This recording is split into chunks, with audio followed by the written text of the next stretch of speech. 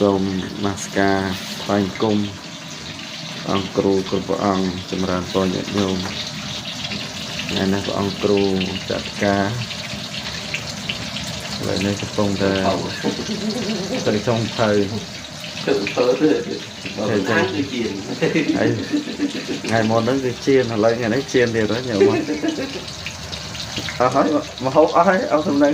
អានគឺជាអានគឺជាអានគឺជាញ៉ាំនៅពីហ្នឹងទេហើយលោកគ្រូបានមកហ្នឹងបានថ្ងៃហើយបានមកហូបខ្លាចដែរខ្លាចបើអានគឺជាគឺអានទៀត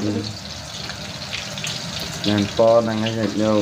មនេះថាញាតិញោមចកវល់ការងារបានមករត់ថ្ងៃទេបានមហូបនឹងដាក់ទូទៅល្អញោមបង